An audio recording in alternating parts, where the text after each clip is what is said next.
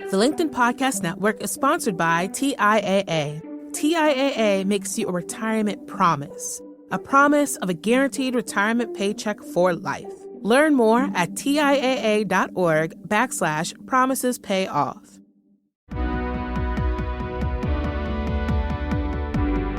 I'm Morra Aarons-Mele, and this is The Anxious Achiever. We look at stories from business leaders who have dealt with anxiety, depression, or other mental health challenges, how they fell down, how they picked themselves up, and how they hope workplaces can change in the future.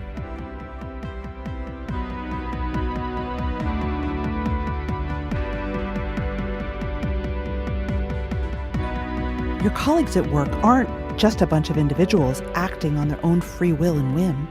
They're a family, seriously, a family system. Dysfunctional, of course, but they're yours. Social creatures that we are, humans are constantly reacting to each other. As today's guest notes, we're sensitive to each other. We're allergic to each other's passions and enthusiasms, sure, but also to bad habits, acting out, controlling behaviors, and of course, we're allergic to each other's anxiety. If you've ever felt like you're the person on the team who does too much, or if you're managed by a person who does too much, I'd love you to think about the concepts of the over-functioning and under-functioning leader. A classic overfunctioner takes care of everything, assumes all the team's anxiety so they don't have to feel discomfort, micromanages. Some might say that the overfunctioning leader is the parent in the office family. And that's not necessarily a great place to be. Because if someone's a workplace parent, someone else has to be the child. And who wants that? Or maybe you've been in a work relationship that's difficult. Maybe your whole office decides that someone on the team is a problem child. Someone else is the golden child. Some people are bad and some people are good. Kind of a childish way of thinking, but something we family systems do all the time. Much of mental health is focused on the individual, but today we're talking family systems theory and how it applies to both leadership and everyday office dynamics. Our guide is Kathleen Smith, PhD, student of Bowen Family Systems Theory and an associate faculty member of the Bowen Center for the Study of the Family.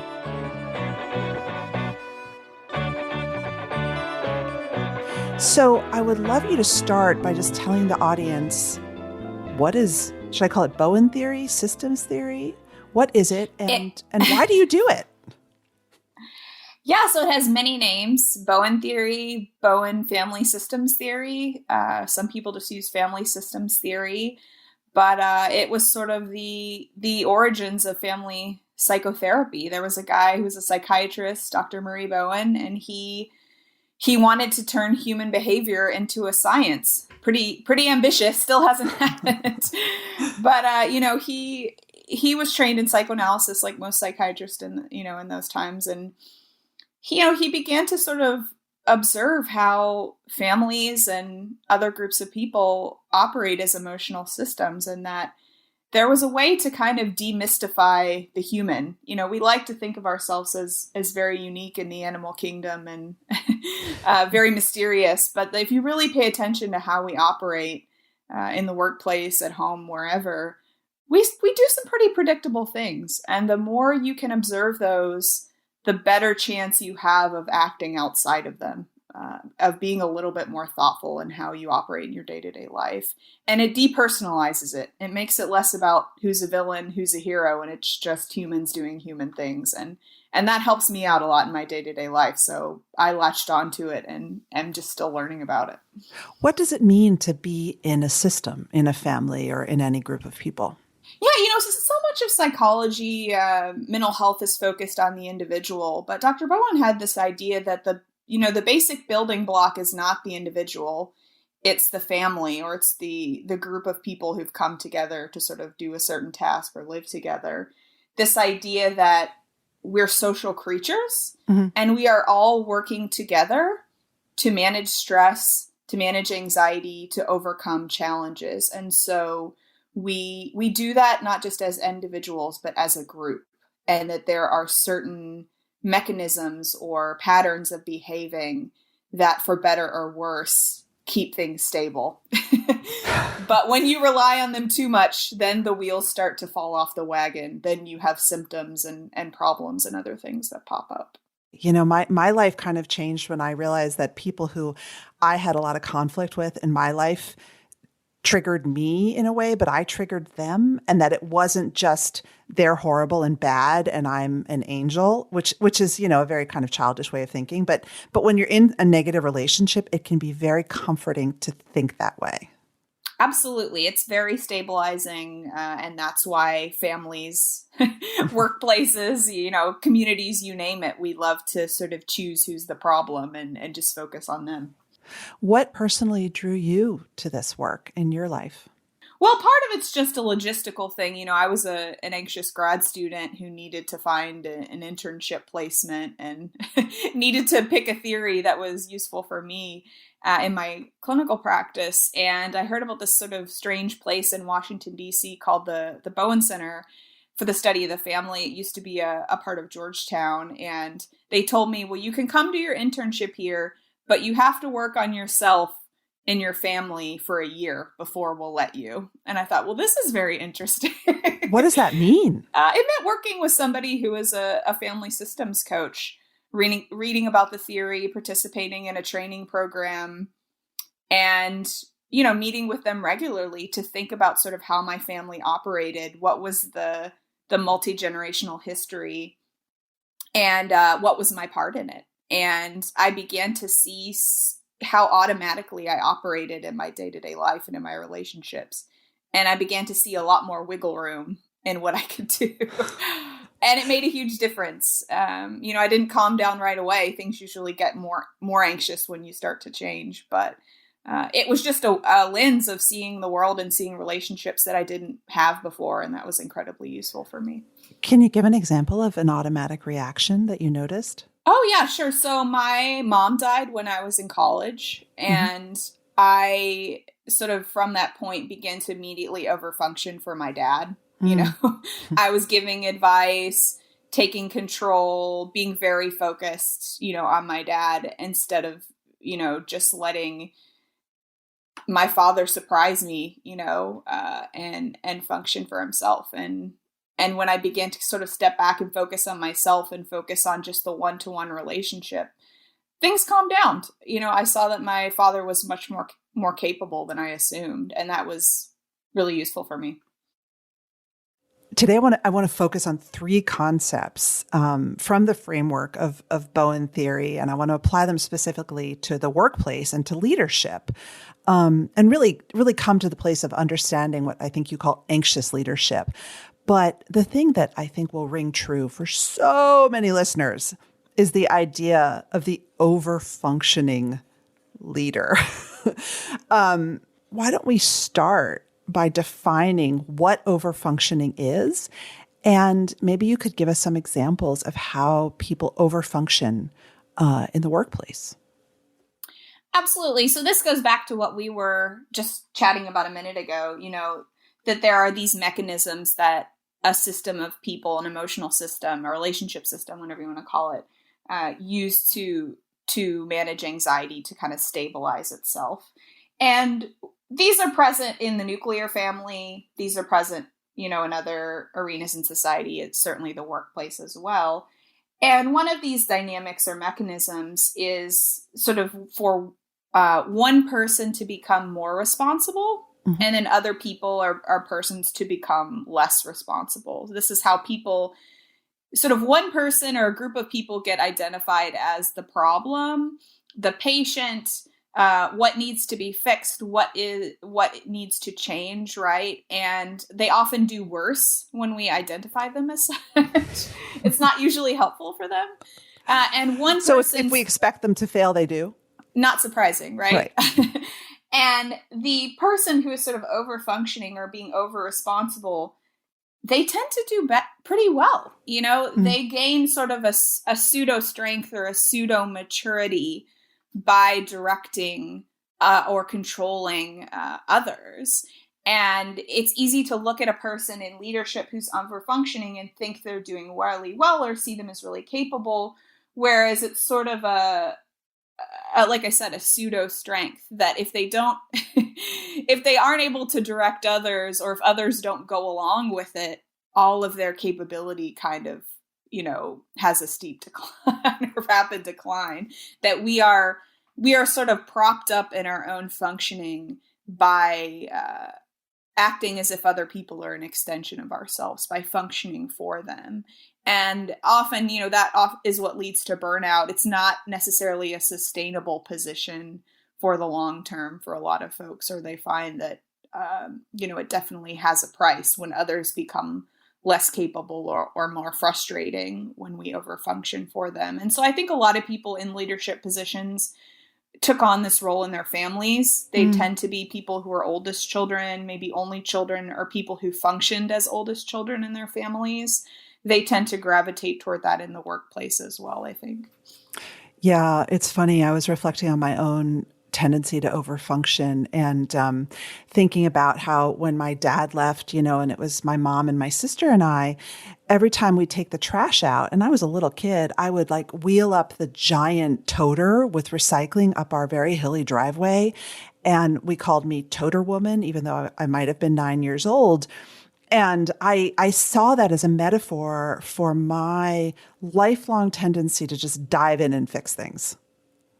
No one else is going to take out the trash. I can do it, even though I'm 9 years old and the recycling bin is bigger than me, And I think what's interesting about it is that we often want to focus on the people who are having the hard time, the people who have the quote symptoms.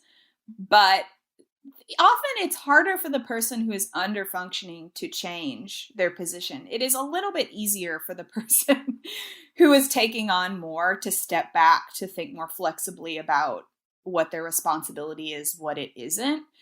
So often those are the people I love to have, in the therapy room or my office, because they have a little bit of wiggle room to think about how they operate in the system. But often it's the underfunctioner, the person with the quote problem, that people want to focus on or send to counseling or send to the consultant, right? This sounds silly, but an overfunctioner needs to have an underfunctioner to react with. Exactly, because if you don't, it's just conflict, right? if both people think the other person needs to change, that's conflict, right? But when one person is focused on everyone else and they sort of accept that, then you have this sort of seesaw dynamic. What if you get two overfunctioners on a team? Oh, I mean, that's this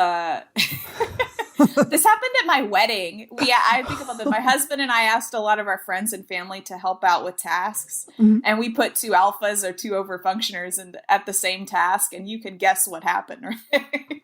There was a little bit of conflict. I mean, manageable conflict. It's humorous in hindsight, but I think that does happen a lot in the workplace as well. When you have two people who function in the same position or way in their family, all of a sudden you're going to have conflict, or one person has to function a little bit differently. How do people tend to realize that they're overfunctioning and it's something that they could actually work on? Well, that's a great question. I mean, I hope that people I work with realize that when they're in coaching or therapy. But I think, it goes back to what I was saying earlier. I think it does lead to burnout. Is that why they're in therapy? I guess the question is what brings them in your office? A couple things. I think the people you overfunction for tend to become less capable, more symptomatic, or they begin to push back, and then you're not overfunctioning anymore, right? You're fighting with them. Or they're often burnt out, or they begin to develop symptoms, physical, mental health symptoms of their own, that are more of a challenge when they were before. I mean, the idea is that the more you dial up the stress or the anxiety, the more locked in these mechanisms are, like over and under functioning, but the more quickly they fail us. You can't sort of get by with doing what you normally do without some problems or symptoms popping up.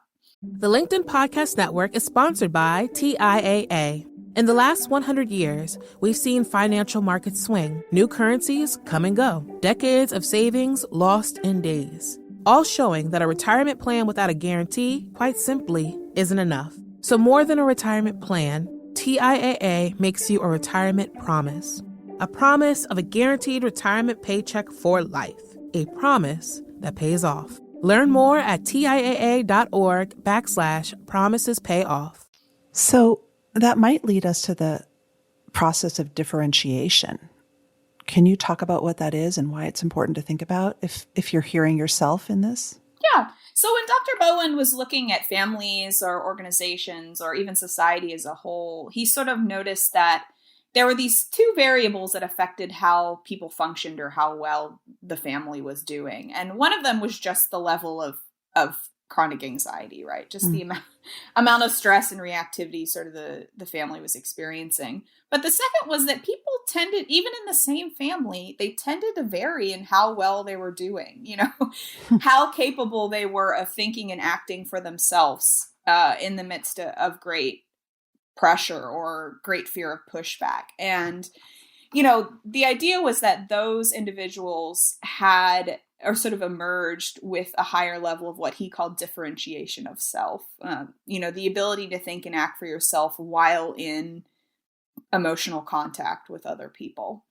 And this is something, amazingly that is changeable. It can be, it's fixed to a degree, but I think there's a lot of room for change in the individual and what we know about how the brain can change over time, even as we age, that you actually are not locked into these mechanisms 100%. If you can begin to observe them, you have an opportunity to step back and ask yourself, is this really what I want to do? When the chips are down, like, is there a different, more flexible, more creative way of responding to an anxious person, to a challenging colleague, to an impossible family member? And can I play around with that and try that out and see if it makes a difference? And can I put up with the discomfort of not doing what I normally do? And so that's sort of what it means to kind of work on one's own differentiation, to operate a little bit outside of the emotional system while still being in the thick of it. Can you give us an example? I think for an overfunctioner, maybe if you're thinking about your marriage, right? If you say that your, husband is not doing a chore he needs to be doing, like taking out the trash or something, right? And your automatic response is to either do it for him, to snap at him and direct him and tell him how to do it. Those are sort of the predictable responses, right? And sort of what does a differentiated response look like that? How do you manage your own reactivity? Does that mean putting up with the way he does it differently and just learning to manage yourself? Does that mean being curious about the problem and asking what his thinking is about it? It's not a clear solution. It's just about putting the front part of your brain into the mix and being willing to sort of disengage with how you usually operate. Well, it's mindfulness too, right? Instead Absolutely. of diving into the automatic reaction, which is, God damn it, no one does anything around here. I guess I'll just have to do it myself and take out the trash, and then being in a bad mood and being crummy, right? Which might be a very comfortable reaction because you feel really superior. Absolutely. And we tend to think of mindfulness as a solo endeavor, but it really isn't. If you can't do it in challenging relationships, then what's the point? Because we're social creatures. It's easy to access your thinking, maybe when you're on a meditation retreat or right. after a yoga class. But what about, when your kid's screaming in the background? Or when your mother's, lecturing you about something? That's a whole different ballgame. Can you share an example from the workplace of someone differentiating themselves? I think so many people, they fall into this over-functioning position, and they treat their colleagues, their underlings as an extension of themselves, And so I've worked with a lot of people who begin to see how that kind of I think of it sort of as a Venn diagram. It kind of gets in the way. There's so much togetherness in the workplace. We act as if we know everyone's thinking or what everyone should do, or we act as if our thinking isn't important. So the people who can begin to strive to know the thinking of others, the people who can slow down and let people do things less efficiently than they might. Then that's like the example I gave with my dad. I think that opens up the space for you to be surprised by other people's capabilities. And that allows for other people to step up. I mean, those are very, very general examples, but it is so simple as stopping to ask someone what they think or what their experience has been, or the willingness to take a stand or a position on an issue when there might be pushback, and learning to manage yourself in the middle of that versus just sort of distancing or avoiding the challenge altogether. It's sort of a willingness to shut off that autopilot and respond in a different way.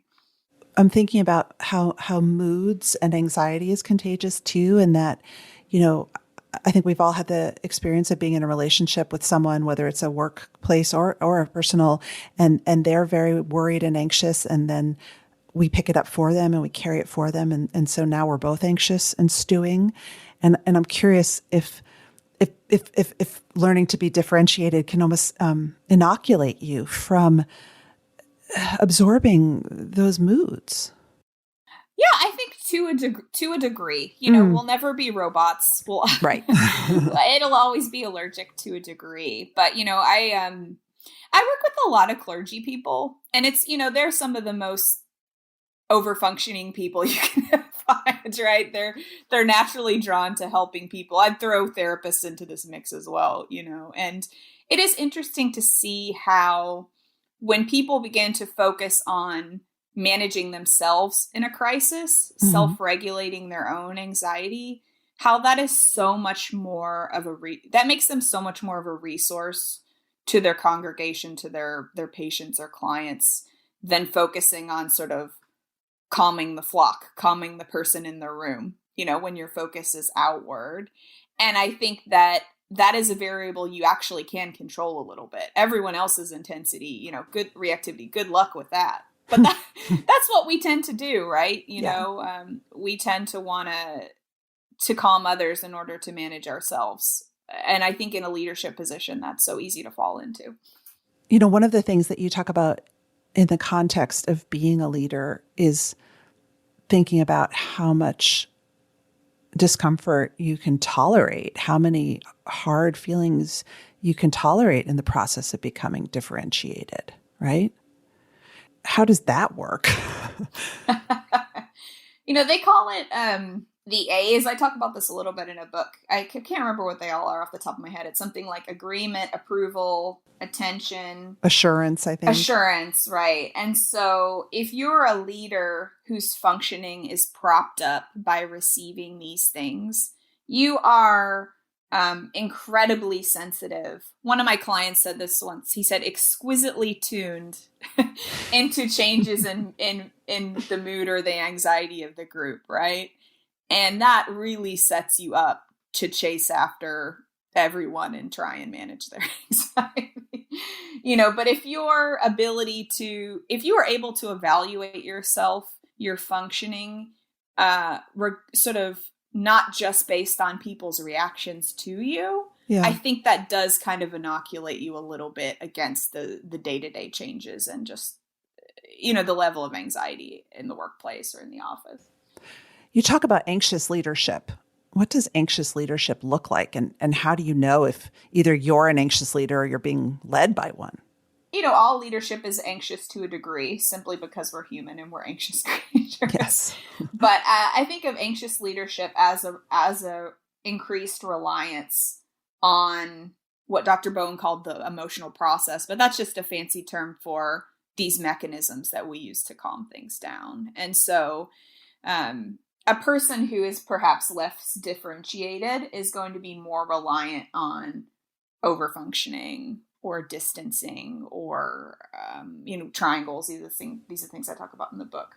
Mm-hmm. But it's not, to not be so hard on people, it's not just how differentiated you are. It's also how much anxiety is just in the room. I think especially in a year like last year, even the most emotionally mature person, if they are not paying attention, they're going to revert to this anxious style of leadership, these automatic ways of functioning, because it works to a degree, right?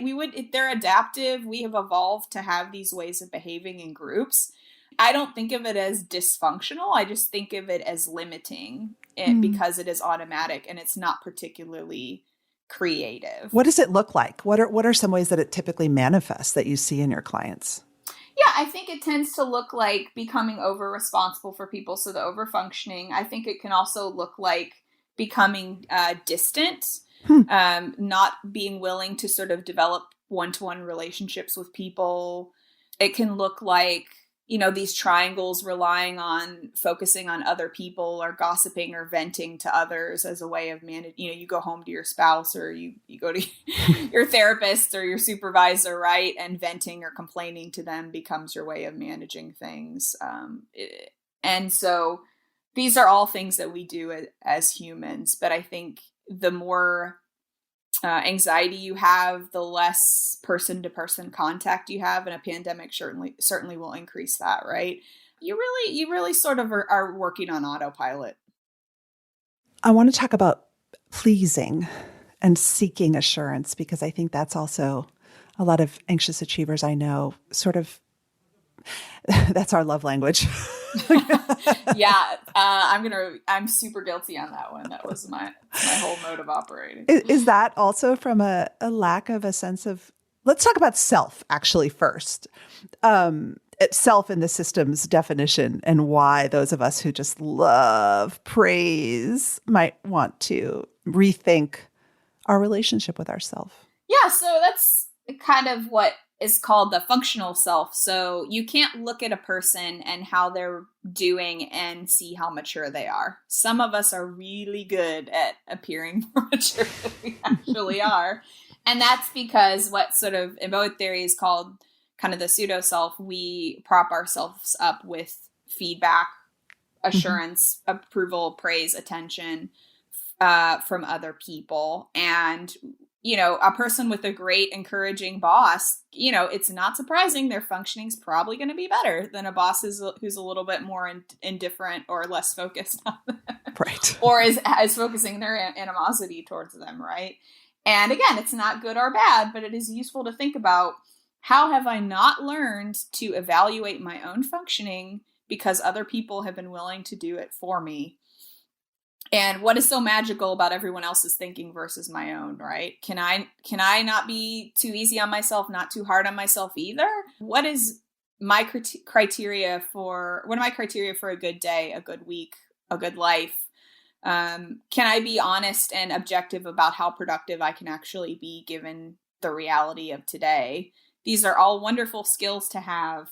But many of us just don't take the time to work on them because it feels better to hear it from someone else. But I think that, I work in DC and so many people, function this way in the city. And, but then a person loses their job, they get a boss they don't like, they have a challenging person they're supervising. There's just anxiety in the organization. And then all of a sudden their mood and functioning become a roller coaster. You're not getting because of outside forces. Yeah. You're not getting the approval and the attention. You become depressed, you become less productive, you become more reactive towards others, more distant from them. And it's pretty predictable. And so while the highs can feel really great, you do set yourself up to have a lot of variation in your functioning over time. Well, one of the things that I thought was so practical that you talked about, and I'm really working on personally, is learning to evaluate your own work on its merits before asking for someone else's opinion. And that felt so both counterintuitive to me, but also made a lot of sense. Yeah, there's so much out there about building self-confidence and how to do that. And I think of it more as just objectivity, and no one can be 100% objective, obviously, but we are capable of asking ourselves, what needs work here? What did I do pretty well? What are things I want to keep thinking about and plugging away at, and I think that being able to kind of do that practice daily, weekly, after a big presentation or meeting, before your maybe annual performance review or something, that really strengthens that muscle of objectivity. And I think that helps a lot with self-criticism and with sensitivity to criticism from others.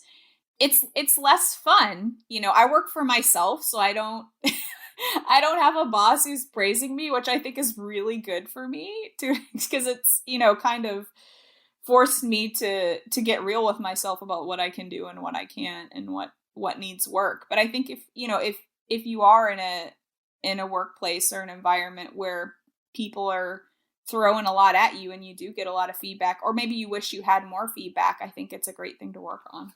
So how could you get to a place? Because also what you're talking about is, I think, what you call undeveloped beliefs, where, it's almost that lack of a core of, this is what good work looks like for me. This is what I stand for. This is when I know I've put in a good day's work, even if someone else disagrees. And your beliefs are changeable based on other people's moods and reactions, right? I think so many of us can relate to that growing up in a family where we would come home from school in a good mood and someone in the house was in a terrible mood. And all of a sudden it was like, oh, well, I shouldn't be in a good mood. I'm not good. What advice do you have for someone who wants to start to develop that sense of real self and what their definition of good work is, and be less malleable, I guess, but from other people? Yeah, I think obviously the first thing I would say is, go to therapy, go to coaching. Yes. Think about this with someone else maybe is a help. But also I think just asking yourself, this goes back to the pseudo self, the part of yourself, the beliefs that are negotiable or that change based on who's in the room or how people are reacting to you, right? And so to ask yourself, which of my beliefs have been really negotiable or tend to fluctuate, day to day? And I think most people would find that these are that most of our beliefs are pretty negotiable. We like to think we're all principled people, but we'll adopt a belief or change pretty quickly if we can sense that somebody we care about or somebody we like is going to be unhappy with us. So I think for me, I think this goes back to social media as well. I'll look at, I don't know, people I went to grad school with or other strangers on the internet I've never even met, and things that they're working on or that are important to them. I'll go, well, why? Well, I should be doing that. Why haven't I been doing that? And yet I'll know that it's not actually important to me at all. It's not a value that I have. It's not something I want to work on. But just being in the presence of another person changes my thinking about whether that's important or not, right? And it's so easy to just kind of get scooped up into that thinking. And so being able to sit down and ask yourself, well, how do I value, or what do I think a good work looks like? What is important to me? What is not? What do I want to be responsible for? What is not my responsibility? And obviously that thinking will change over time. But if you aren't able to describe what it is you're trying to do, then there's not a lot of hope of actually being able to pull it off. Well, that segues perfectly into the last thing I want to talk about with you, which is about curiosity. And you say that curiosity in many ways is an antidote to anxiety. Why and how? Yeah, absolutely. It's a willingness to sort of use that front part of your brain, the part that sets goals, that's sort of naturally interested in things and solves problems, that strives for objectivity, right? And it is a willingness to kind of, Dr. Bowen described it as sort of being at the top of a stadium or maybe up in the press box when a football game or something like that is going on, and being able to sort of see how people function in relationship to each other. Because we don't get that view most of the time when we're personalizing everything and blaming ourselves or blaming other people, right? But a willingness to sort of put your researcher hat on when you go to work or when you go home for Thanksgiving and say, let's see how this thing works. Let's see what's my part in it. And let me tinker around with that and see if it makes a difference, in the short term and the long term. A willingness to not be so hard on yourself and to see that, at least this idea of the relationship system as the basic unit, to kind of cut yourself some slack, that we, as humans, we've evolved and adapted to have ways of relating to each other. And they aren't good or bad. They're just they're just limiting when we don't put our own brains into the mix. And I think people who are curious and interested have a much better chance of, first of all, operating differently, but also, not being so hard on themselves. Kathleen, I'd love to hear an example from real life of someone maybe you've worked with who realized that they were working in a chronically anxious system and examined their own role in it. Yeah, I have a client who's a pastor, and he, for a long time, liked to think of his congregation as sort of a very mature group of people. There'd be challenges, but it wasn't, they weren't like other churches or congregations who tended to squabble all the time. But, he began to learn a little bit about Bowen theory, and he realized that, a lot of the people in the church, including himself, wouldn't ever really take a stand on anything. If somebody had an idea or, a thought, they kind of just went along with it and let people do whatever they wanted. And I think he realized over the long term that this group of people coming together didn't really have a clarity of purpose, or was less able to sort of take a stand, a position on important issues. And I think that he also, would admit that he struggled with that himself. And I think that this is such a good example. I think this can happen in a lot of workplaces too, right? That people can seem to be getting along. There's not a lot of conflict, right? But there's also maybe not a lot of progress or output either. Mm-hmm. And that is just because people are so focused on not rocking the boat and going, what's called sort of going along to get along, right? That it wasn't, that they were less effective. And people who are able to work on differentiation, to put up with the anxiety of the moment, to take a stand on something, to share their thinking when it might not be welcomed, right? That, that is a sign of maturity, of differentiation. So I think that just goes with, you can't just look at how calm a group is and assume that it's functioning well, right? Or that work is getting done, right? Because maybe everybody is just so distant and so, walking on eggshells and just kind of going with whatever, maybe because, these people operated that way in their families. I don't know. But, a calm group can also be a group that's just using these mechanisms, but nothing's really happening. Right. And so just because there's anxiety doesn't mean that something isn't happening. Right. There's this anxiety that comes with progression, that comes with maturity. And so if you're thinking about operating differently in a leadership position or at work, I think you should expect and, you should anticipate that, because you're doing something differently than you would normally do. So how do you gently rock the boat without freaking everyone out? Well, I think first it's just getting clearer with yourself about what you actually think, right? We tend to want to just sometimes charge in there and take a stand on something, but it's not about what you say. It's about how you're functioning and how you're behaving differently. You don't have to announce to the group, or you don't have to announce to your spouse, hey, I've decided I'm not going to pick your clothes up off the floor anymore. You can just stop doing it and see how they respond, and so you don't have to say to a colleague, hey, I've been picking up the slack for you too much. I'm going to stop doing that. Sometimes that needs to be a conversation, but often I think it's much more subtle. It's sort of readjusting yourself, not trying to teach everyone else how to function or how to handle you, but just focusing on managing your own anxiety and let other people see what they can do with themselves. I love that. Well, Kathleen Smith, thank you so much. This has been great. Thank you. I always love talking about this stuff. I never get tired of it.